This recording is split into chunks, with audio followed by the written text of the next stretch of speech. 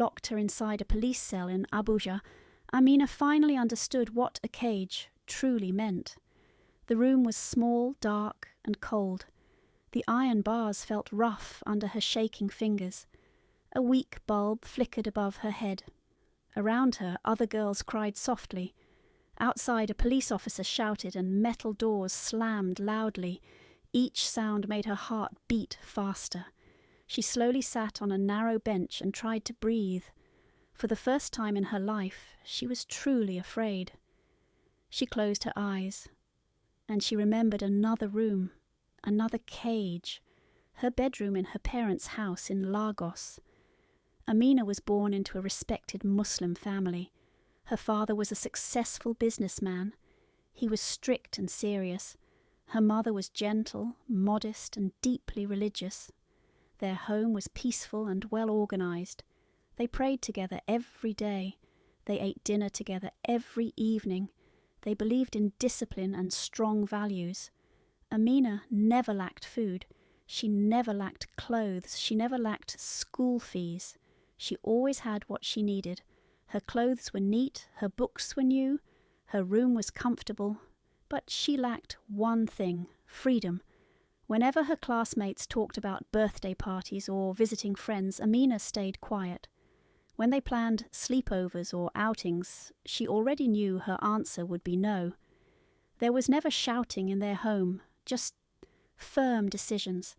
Her parents loved her deeply, she knew that, but their love built walls around her. From her bedroom window, she often watched girls on the street laughing and walking freely.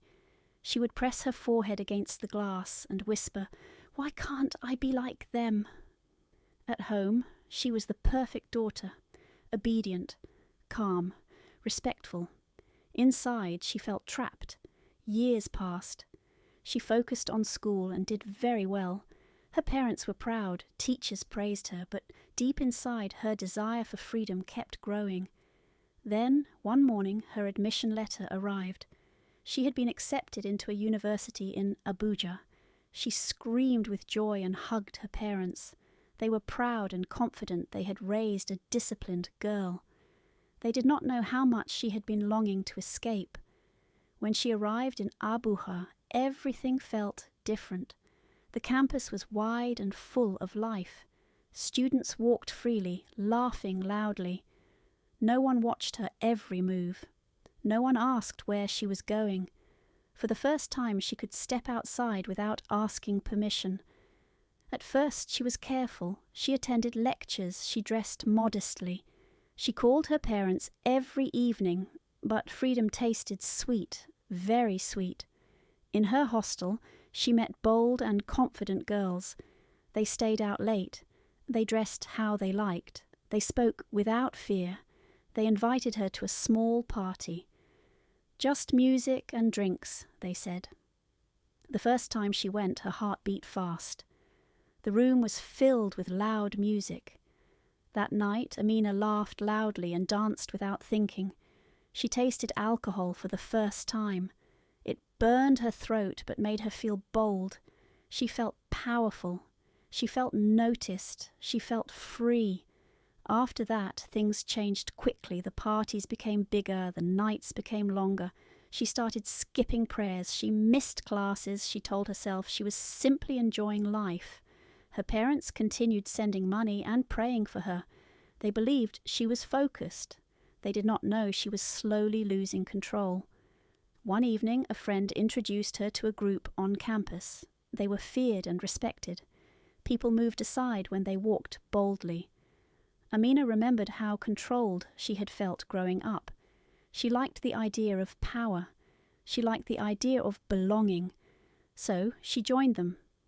At first it felt exciting, secret meetings, hidden signs, a sense of importance.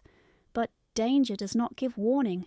One night, chaos broke out near the school gate. Two rival groups started arguing. The argument turned into fighting. Bottles broke, and students screamed and ran. Then police sirens filled the air. Everyone scattered. Amina tried to run, but someone grabbed her arm. Within seconds, she was pushed into a police van. The door slammed shut. At the station, reality hit her hard. This was not freedom. This was a real cage. She sat quietly in the cell and thought about her parents. She remembered her mother's warnings and her father's.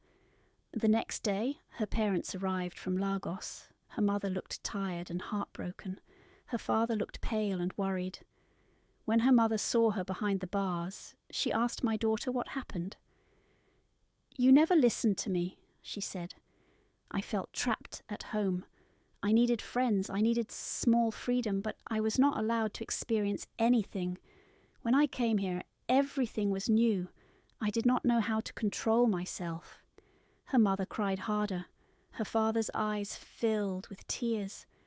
For the first time, they saw her pain clearly, and they understood something important, that too much control can push a child to rebel.